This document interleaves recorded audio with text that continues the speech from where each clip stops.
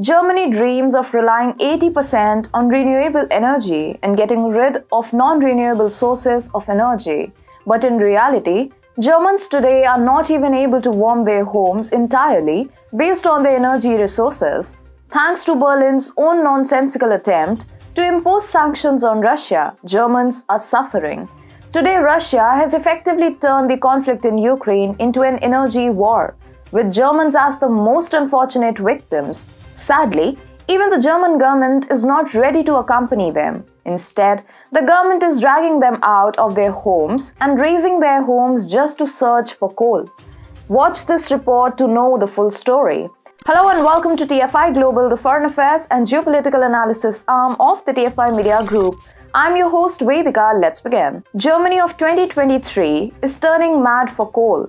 Over the last 8 months, German hard coal-fired power stations have restarted operations, which were being phased out because of the hugely detrimental climate impact on a world already ravaged by global warming. Germany's goal had been to phase out all coal-generated electricity by 2038. However, the administration is currently taking the painful medicine of reintroducing coal-fired electricity to the system. It is intended that this would take the place of the 10% of gas-fired electricity that currently fuels Germany. For this, Germany is not hesitating to harass and coerce common Germans. Villages in Western Germany have to be razed to allow the expansion of a coal mine, a plan that is drawing resistance from climate activists. Reportedly, the hamlet is to be demolished to expand the Gas-Weiler lignite mine, despite protests from environmentalists who fear millions more tons of heat-trapping carbon dioxide will be released into the atmosphere. The Heinsberg County administration has issued an order barring people from Lützerath, stressing that if they fail to leave, police will start to clear the village from January 10 onwards. As a result, Germans residing in Boilen started rioting. Immediately after the issuing of the order, scuffles broke out outside the village in Western Germany, which is to be razed to allow the expansion of a coal mine.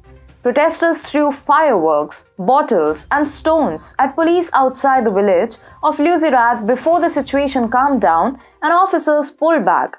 This is not the first time that there have been riots. Germans in the East have been particularly hard hit by the cost of living crisis since they earn less, have smaller pensions, and have less long-term capital accumulation.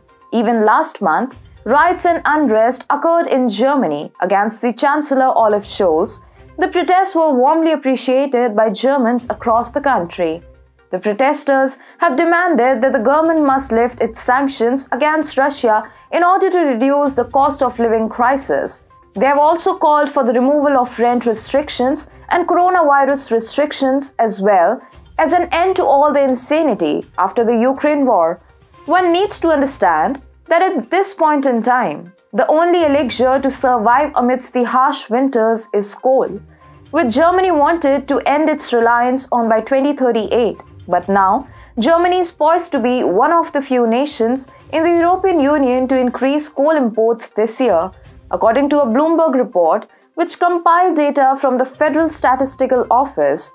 Germany now generates more than a third of its electricity from coal-fired power plants. In the third quarter, Germany's electricity from coal-fired generation was 13.3% higher than in the same period a year before. At this point in time, the Deutsche officials are not even hesitant to restart the old closed coal mines to restart production, and sadly, one such coal mine is beneath the village of Lützerath. The villagers are not ready to vacate their houses, and hence, the situation is at a complete deadlock. The residents of Lützerath used all their savings to construct their homes, but they had no idea that a dictator would arrive with his army to drag them out of their homes. And you think there's only one village in the plans to be razed? No. In East Germany, there are thousands of them. Their security, wealth, and lives are in jeopardy right now.